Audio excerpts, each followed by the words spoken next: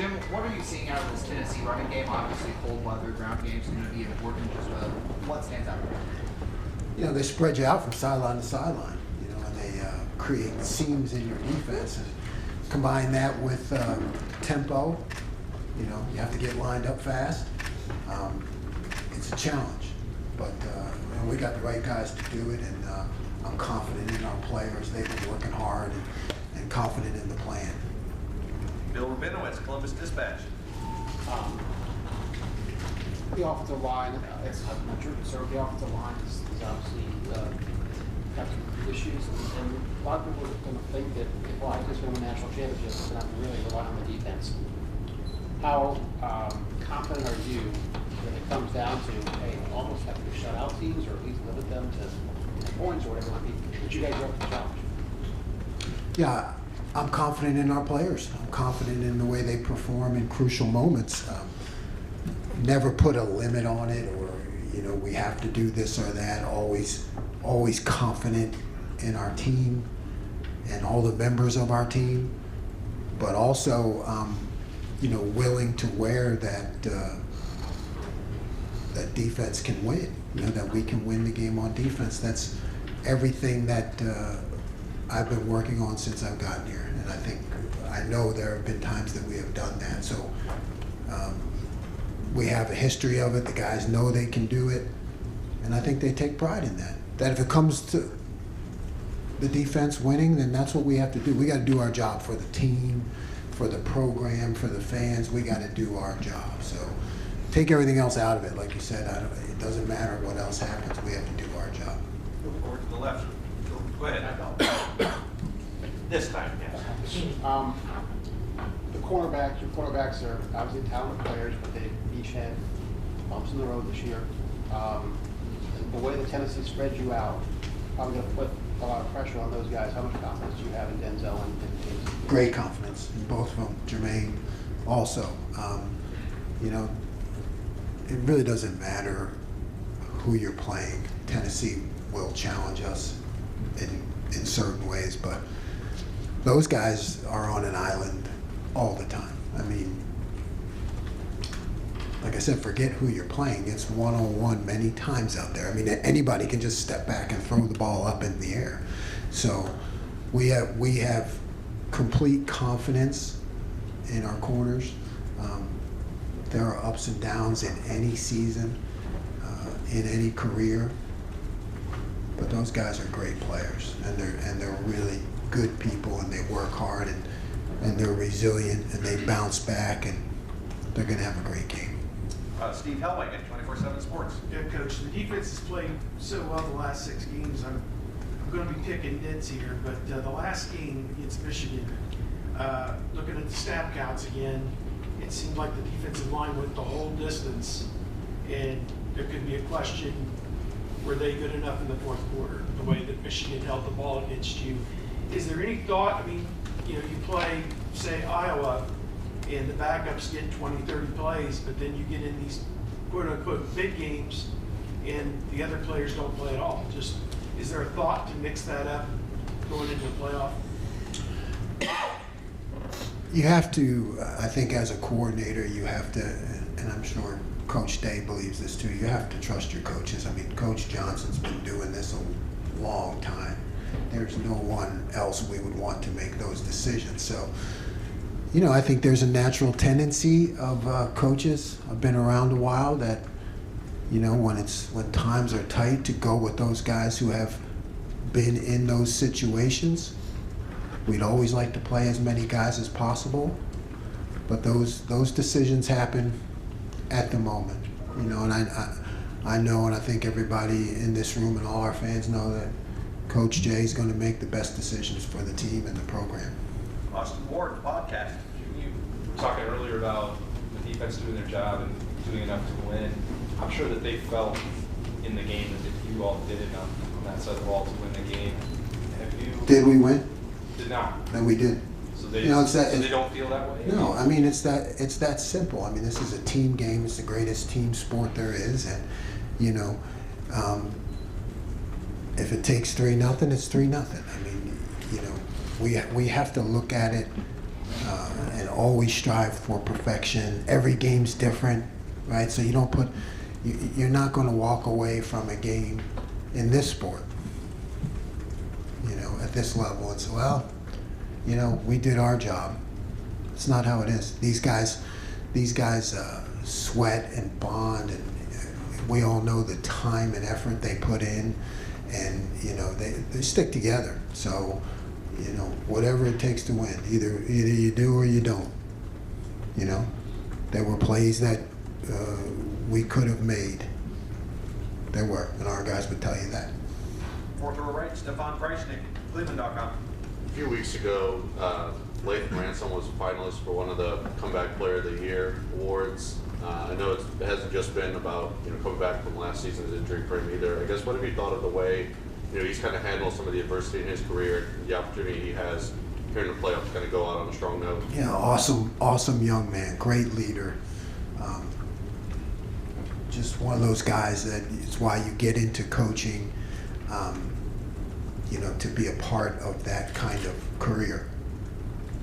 You know, Lathan has had adversity, injury-wise, on the field, and he is finishing strong. He really is. And our players have the utmost respect for him, and I expect that he's going to have a great final to his career also.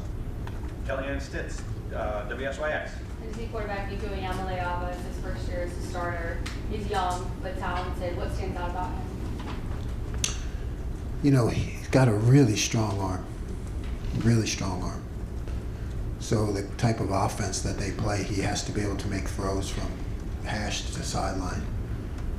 And he's got a cannon. And then I think he's faster than everybody thinks. He's fast. And he makes a lot of plays with his feet also. Don Taveri, WBNS. Coach, as you said earlier, they have a dynamic offense like the spread of the field. This is a home game for you guys. The CFB's going to play a little bit of role, but you know the fans are still Buckeye fans. How much of an advantage does it give the defense when the fans are loud and you have a message for the fans? Yeah, I mean, it's a home game. I mean, treat it like any other home game. You know, it's historic, but it's still our field, our stadium. You know, and our job as a defense is to defend that, and we will. But we'll take all the help that we can get. So, you know, everybody bring their loudest voices and hand warmers or whatever it takes to yell loud. Deep middle, Tony Gertman, Buckeye Huddle. Jim, defending the up-tempo and the no-huddle that Tennessee does, a lot of people think that the up-tempo is just throwing the ball around, and Tennessee's kind of the opposite. Is there a difference in defending the up-tempo against a run-heavy RPO offense as opposed to a pass-heavy offense?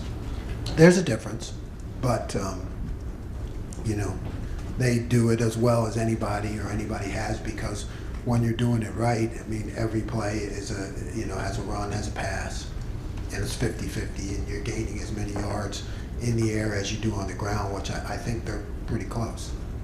You know, so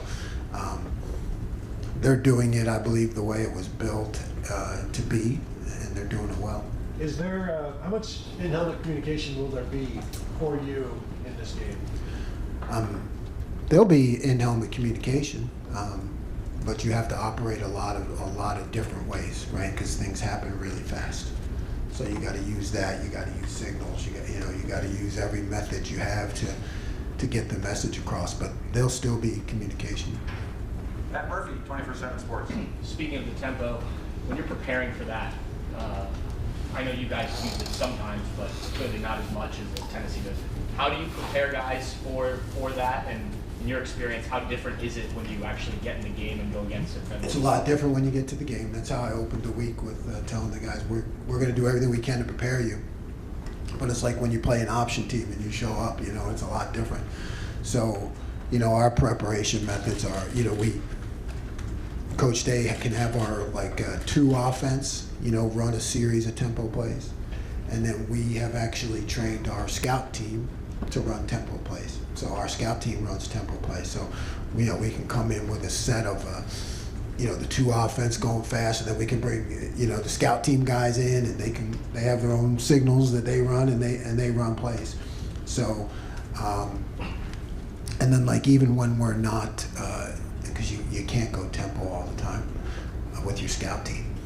I mean, those guys do a great job. I mean, with the numbers going down and everything, I think college football is really going to feel that effect, because you have these scout team guys that they never get to play, and all they do is work and practice, and my hat's off to them. But so the way you try to simulate it is, even when you're not going tempo, you a lot of times have the defense like turn their backs to the offense, or like, hey, you 11 guys go line up over there, and then the offense comes running here, and then you have to sprint over to your position and line up and play. So you're trying to be creative to create any way you can, so they understand the speed and the decision making that's going to have to take place. Joey Kaufman, Columbus Dispatch. You've not faced a lot of teams that play tempo quite like Tennessee does, just the way the schedule is, and a lot of teams that play you guys try to do the opposite, where they milk a lot of clock. Does that at all make it harder in preparation? It doesn't make it harder. It makes it different, but I think we're ahead of the game that way. I mean, our defense is built that way. It's built for tempo. David Cutcliffe made me do that back in the day at Duke. So hats off, Coach Cut. It helps, yeah.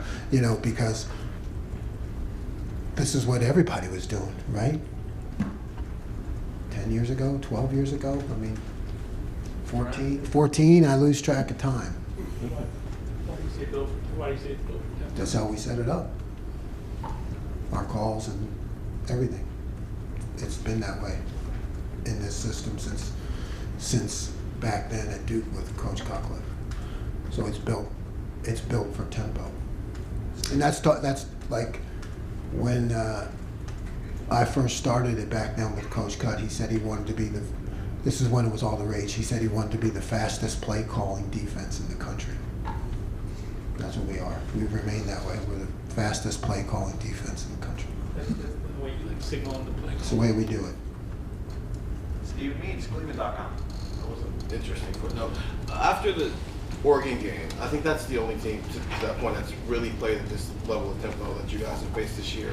When you first got here, there was maybe an adjustment period to calling defenses in the Big Ten, and this seems to be more like what your background. What were those conversations like with Ryan Day? Take us through those 2 weeks of essentially kind of revamping the defense a little bit in a way that's not only gotten back to what you were before you got here, but maybe also helped set you up for what could be coming on Saturday. Yeah. What are we doing wrong? How do we get better? How do we put the players in better position? What are some of the things that we've done in the past that we can utilize? What are the tweaks we can make to it? What do our guys do well? What do they struggle with? All those things, and it was a great process to be a part of. Not an overhaul, but a reevaluation at that point. That game was not what we wanted it to be, so we had to take a look at ourselves, and like I said, it's about winning. So when we don't, and we don't play well enough, we got to take a look at that. There were things that you guys tried over the past month before Indiana, Michigan, that maybe could work in a game like the Jack. Is that something? I mean, you've had time to maybe prepare for stuff. Could we see the Jack in this game, or are there other things that maybe you tested throughout the last month that maybe you were thinking with this type of game in mind that you could use? No comment. Rob Aller, Columbus Dispatch. Yeah, Jim, following up on Austin's earlier question, when the defense plays well enough to win, and you don't win, there's got to be frustration that builds up. Who says we played well enough to win if we don't win? That's my point. That's my point. You play very well, the offense maybe doesn't play as well. There's got to be frustration. I would think beyond the X's and O's of coaching, working through that frustration with your unit, that side of the ball, how do you keep that from sort of splintering? I know you've talked about team? Well, you got to have a good team. You got to have good leaders. Number one, right? We're only going to talk about, hey, what did we do well? What can we do better? Here are the plays we made. Here are the plays we didn't make. You know, how do we get better and improve? And we're also going to talk about, hey, you remember, you know, we had a game that wasn't so good this year. Remember how that felt? When everybody was pointing a finger at you? And they can nod their head and say, yeah. I said, well, go pick up one of your offensive buddies then. That's what you do. You know, you've been there. So go lift up somebody else. Bill Landis, Kings of the North. Jim, I think earlier this year, Josh Heupel kind of pushed back on the notion of their air raid offense because of how well they run the ball and how often they run the ball. What is your view on that? And I'm wondering, like, if you have any unique perspective, given your time in the Big 12 and how familiar this might be. Yeah, I mean, there are certain labels, but I remember, like, even the air, I don't know. What's air raid? You know what I mean? It's like, I don't know. Is that Mike Leach? Or because there's Art Briles. I mean, they used to, remember, didn't they have like that big tight end guy who was like 350 pounds, Art Briles, and they would like, they would run they would, you know, hit you hard with the run. So, you know, I think you throw out all the labels, you just look at what's on the tape, and you see that they run the ball as well as they throw it. Jeremy Birmingham, podcast. Jim, obviously, when you get extra time to prepare for one opponent, I mean, it's never a bad thing to have more time. Is there a risk of, like, focusing too much on certain things they do, or how do you balance between what Tennessee does well, what you think they might do, what they haven't shown, heading into a week like this? Isn't that the process, right? And you're right. A little extra time is good. Too much time. I ran into JT in the halls last night. He said, when are you getting out of here? I said, yeah, I need to get out of here because I'm just going to screw it up at this point. You know what I mean? So, sometimes you sit around long enough and things start to look good and you realize, that's not good. You know, I had that idea 10 days ago. It didn't work. So you're right. I mean, at some point you just have to say. So you kind of go through the first week and then you tweak that. You know, you tweak that first week, and then after that, you know, this is what we got. Folks, apologize. We got players waiting. One more, Tim May, Letterman Rowe, then we're going to get some players in here. Yeah, just two quickies. Number one, when you're prepping for a team like this, you haven't played them. Do you spend a lot of more time, maybe you don't even do this, on the way Arkansas played these guys, especially in the second half, the way Georgia shut them down in the second half? You understand what I'm saying? Oh yeah, you do that all the time. Yeah. And you're right, with a little extra time, it's always good.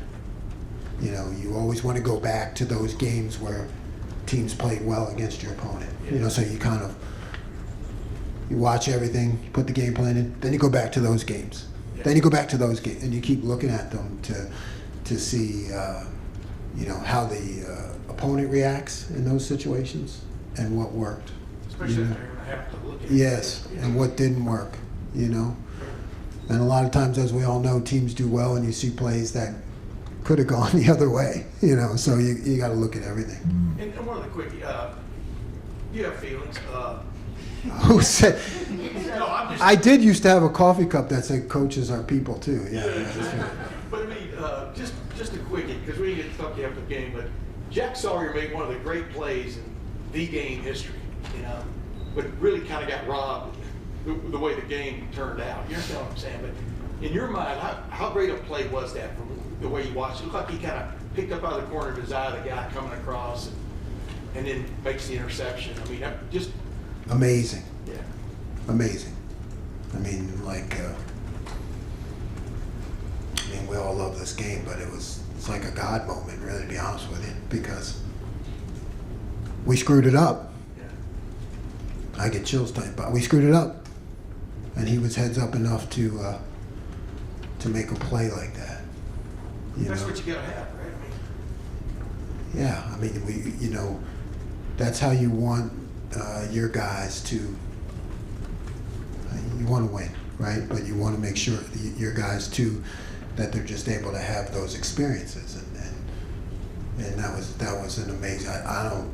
I'm glad you pointed out, because I don't know how many people really understand how amazing that It was fantastic. What screw up? We cut a guy loose. We cut a guy loose. That's my fault. Right? It's not, I always say about defensive football. It's like, well, I told him to do. He's a really good kid. He didn't do it, so that means it's my fault. But Jack made up for it. So thank you, Jack. Thank you very much, Coach.